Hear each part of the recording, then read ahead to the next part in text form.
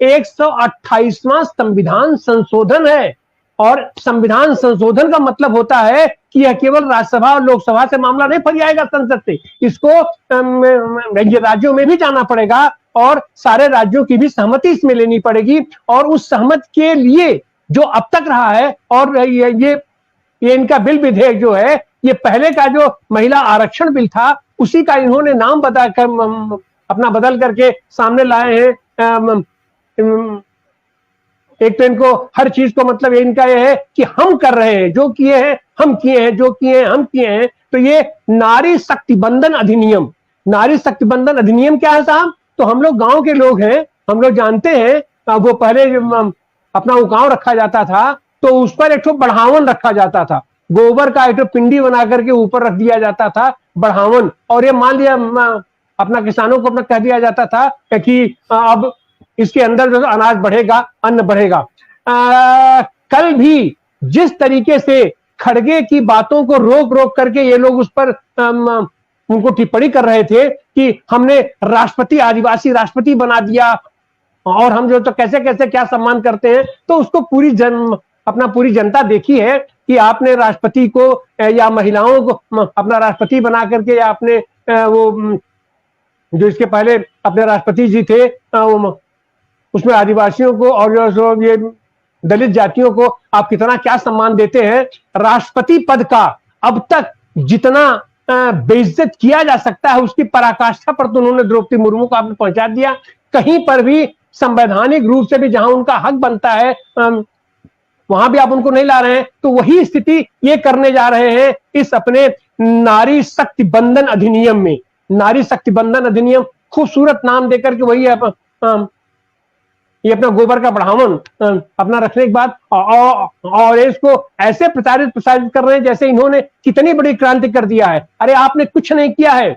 सबसे पहले महिला आरक्षण बिल को प्रमिला दंडवते, ये चीजें, यह काम केवल और केवल समाजवादी कर सकते हैं, समाजवादी विचारधारा कर सकती है, समाजवादी दर्शन कर सकती है। तुम संगोल को स्थापित करने वाले, राजदंड के प्रति अपना सम्मान रखने वाले लोग इसको कर ही नहीं सकते हैं। समता और समानता और बंधुत्व का भाव केवल और केवल समाजवादी दर्शन कर सकता है, समाजवादी लोग कर सकते हैं। और उसकी पहल किया था प्रमिला दंडवते ने 1996 में उन्होंने किया था। और उस समय पूरी चर्चा के बाद जो उसका सही प्रोसेस होता है, उस प्रोसेस के अनुसार एक समिति बनाई गई थी गीता मुखर्जी के अपना नेतृत्व में। और वह समिति में तमाम विद्वान लोग, तमाम एक्टिव लोग उसमें शामिल थे और उन्होंने अपनी रिपोर्ट दे दिया। 1997 में उन्होंने अपनी रिपोर्ट दिया। उस 1997 की जो रिपोर्ट थी उसके बाद से कोई विधिवत समिति नहीं गठित हुआ है, कहीं कुछ नहीं हुआ है। तो वह रिपोर्ट के आधार पर ही आपको काम करना है।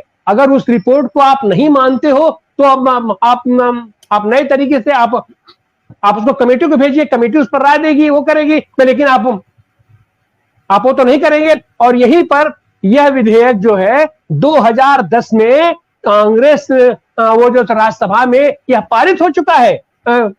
और उस समय यही भारतीय जनता पार्टी उस विधेयक का जिस तरीके से विरोध की लोकसभा में उसको पारित नहीं होने दिया, वही सेम एज इट इज ढांचे को आप यहां पर पारित कर रहे हो। तो उस समय अगर तुम खुद कहते थे कि इसमें ये पिछड़ी महिलाओं का हित सुरक्षित नहीं है, ये निर्धन महिलाओं का, अनुसूचित जात का, आदिवासियों का अगर हित सुरक्षित नहीं है, तो उसी रूप में आप उसको पारित करा कर क्या आप कैसे क्या कर सकते थे।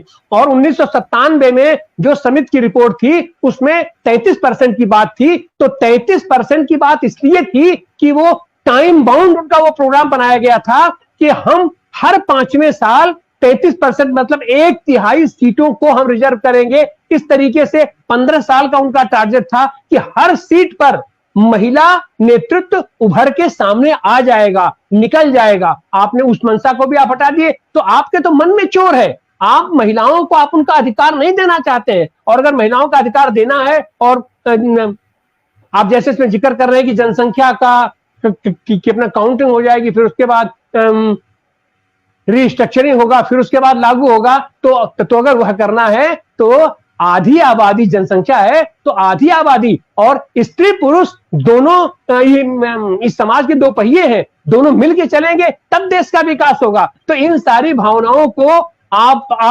जो इन सारी भावनाओं को आप कर ही नहीं सकते, क्योंकि आपके दर्शन में नहीं है। आप तो सामंती प्रवृत्ति के लोग हैं, आप तो मनुवादी संस्कृति के लोग हैं, आप तो पुरातन पंथी लोग हैं। आपके यह बात केवल और केवल समाजवादी दर्शन कर सकता है। तो इसलिए आने वाले दिनों में ये तो केवल इनको ये है कि हमने महिलाओं के लिए बहुत कर दिया, जैसे अपना बुर्का प्रथा हमने हटा दिया, 3 तलाक हटा दिया, तो सारी महिलाओं ने, सारी मुस्लिम महिलाओं ने हमको वोट दिया। और सच बात यह है कि उसके पीछे इनकी मंशा रहती है कि ये जो चोरी करेंगे, जो छद्म करेंगे, जो बेईमानी करेंगे, उस बेईमानी को अपने आडंबर से ढक सके। जैसे पिछली बार इन्होंने क्या कि 3 तलाक मुस्लिम महिलाओं को बहुत पसंद आ गया, इसलिए उन्होंने विद्रोह करके सारे मुसलमान लोग हमको वोट दिए। और सच तो यह है कि जो लाखों ईवीएम मशीन आपके यहां से गायब हुई थी और जगह जगह पकड़ी गई, ट्रक की ट्रक ईवीएम मशीनें पकड़ी गई, हमारे कार्यकर्ताओं ने पकड़ा। बनारस में ही हमने देखा पूरा ये रात भर हम लोग घेरे रहे। और जिस तरीके से आप परिणाम को प्रभावित करते हैं, तो ये घबराए हुए हैं। एन के इन प्रकारेण ये जो 24 के चुनाव को प्रभावित करने वाले हैं, और उसके लिए ये इन्होंने पहला जाल तो इसलिए फेंका है मैं कि आने वाले दिनों में कहेंगे कि सारी महिलाओं ने हमें वोट दे दिया इसलिए हम जीत गए। अच्छा, सच बात यह है कि ये अभी इनका टारगेट है कि चुनाव आयुक्तों को अपने मनपसंद का कर दो। और यह तो कोशिश ये करेंगे कि चुनाव आयुक्त ही वहीं बैठ करके अपना निर्धारण कर दे, इनको 300-400 लोगों को इनको विजयी करके घोष दे। क्योंकि ये जनतांत्रिक प्रक्रिया के माध्यम से, चूंकि दुनिया के पैमाने पर इतनी इनकी छीछा लेदर हो रही है, अभी जैसे G20 को लेकर के इन्होंने अपना वो किया, लेकिन पूरी दुनिया में इनकी बात तो फैल गई कि भाई आप अपनी बात तो आप कहते नहीं हो, हमको भी आप अपने यहां प्लेटफॉर्म पर बात नहीं कहने दे रहे हो, तो कौन सा जनतांत्रिक अधिकार है। तो इस तरीके से इस जनतांत्रिक अधिकार का प्रयोग तो ये करने ही नहीं देंगे, देश के किसी को नहीं करने देंगे, और महिलाओं को तो कतई नहीं करने देंगे। अगर उनकी मंशा रहती तो वो जो समिति की रिपोर्ट है 1997 गीता मुखर्जी समिति की रिपोर्ट जो है, उसी के आधार पर इनको करना चाहिए था, लेकिन इनको वो करना नहीं है। तो इस तरीके से ये इनका पूरा का पूरा छलावा है। और यह जो 5 दिन का संसद सत्र रखे हैं, इनका केवल यही मकसद है कि देश का ध्यान इनके तमाम आर्थिक भ्रष्टाचार से हटा दिया जाए, और ये एक नया सगुफा अपना ला करके, और महिलाओं का, अगर महिलाओं पर ही आपको बात करनी है तो आपने आज तक नहीं बताया कि उन महिलाओं के साथ क्या हुआ, उन पहलवानों के साथ क्या हुआ, या मणिपुर में आज की तारीख में भी रोज की रोज हिंसा हो रही है, रोज की रोज महिलाओं के साथ व्यभिचार और बलात्कार हो रहा है, वहां सैनिक मारे जा रहे हैं, और यहाँ पर जो तो अपने सैनिक मारे जाते हैं, और ये यहाँ अपने भारतीय जनता पार्टी के दफ्तर में अपना जश्न मनाते हैं। तो ऐसे लोगों से यह कतई उम्मीद नहीं की जाती। लेकिन आज की तारीख में इनके पास मीडिया भी है, हालांकि अब उनकी मीडिया भी शर्मिंदा है और वो लोग भी मुंह छिपाते फिर रहे हैं, लेकिन उसके बावजूद भी इनका मकसद केवल और केवल यही है कि संगोल के नीचे, राजदंड के नीचे जनतंत्र को कुचलते हुए अपनी मर्जी के हिसाब से वो अपनी पुरानी अपना तरीके से पुरुषवादी ये समाज की स्थापना करें, सामंती समाज की स्थापना करें। और उसमें यह जो विधेयक ये अपना लाए हैं, अपना जिसको महिला आरक्षण बिल कह रहे हैं, ये नारी शक्ति बंधन अधिनियम जो इनका है, तो उसमें ये केवल नारियों को वंदना की चीज, अपना जैसे ये द्रौपदी मुर्मू को इन्होंने बना रखा है वंदना की चीज, ये केवल वही करना चाहते हैं। इनको अधिकार देना ही नहीं महिलाओं को,